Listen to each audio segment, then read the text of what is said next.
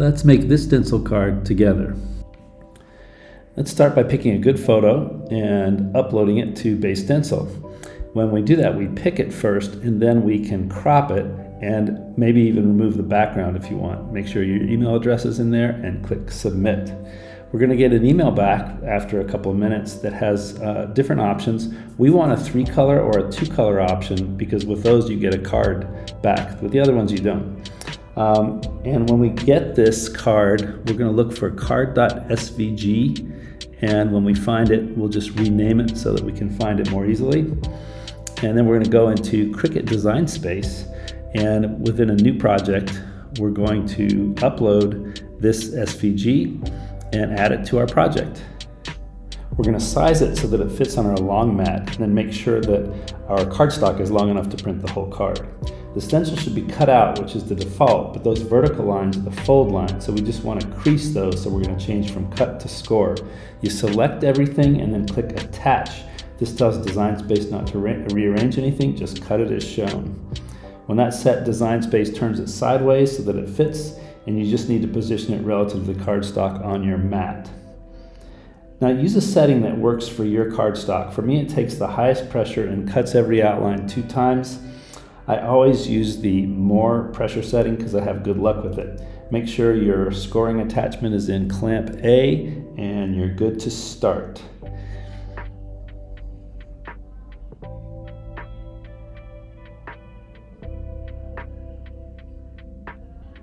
Those score lines are calibrated to the cardstock so that the card will fold flat with room for both flaps inside.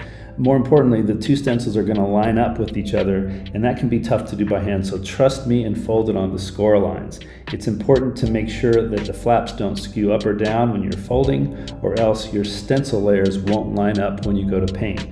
So make sure the upper and lower edges of the flaps line up with the part of the card where you're going to paint. Great. Before I paint, I like to remove some of the extra bridges that I don't need, and the reason I do that is because it's a little bit less distracting if you don't have those bridges in there, because they'll leave like little white outlines, and that means that there's less patching up to do, like less repainting to do, and it also does make the card a little bit more wiggly, and sometimes it can warp a little bit more easily if there aren't enough bridges, so it's a balance. You just want it to not be so distracting with a lot of bridges, but not so wiggly that it tends to want to fall apart.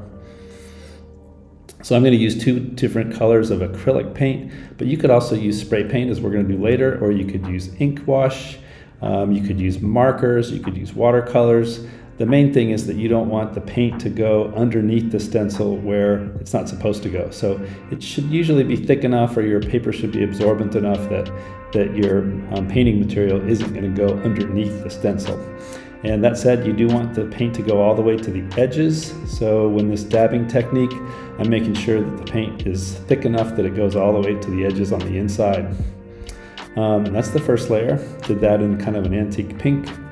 The second layer is going to be a navy blue, darkish blue, and let's see if it looks as good as the first layer. Obviously, we're going to let it dry in between, and if you can press it a little bit to flatten it out, that's also nice, because sometimes if you're using a wet medium, the paper warps a little bit, but by pressing it flat, you're going to eliminate most of those problems. Here we go with the darker paint again, making sure that you go all the way to the edges of the stencil, because the edges of the stencil are the part that makes it interesting. That's what makes it a stencil.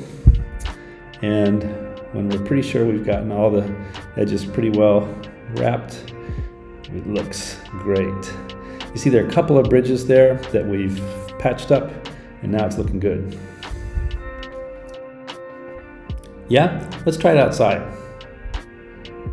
Not only does this work as a card with the dabber brush, but you can also use this as a spray paint stencil. I want to show you what I mean. So now we've got something for the fridge, and we've got something for the garage.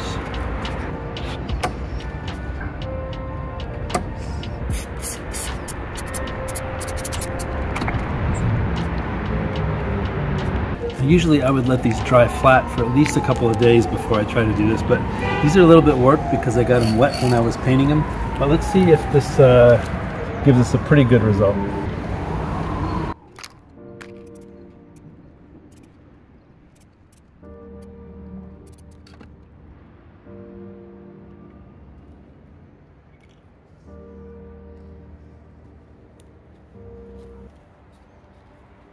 So, not quite as accurate as our dabbing technique, but pretty good. And I think it's good enough for the back of a notebook or the side of a garage or side of a mailbox.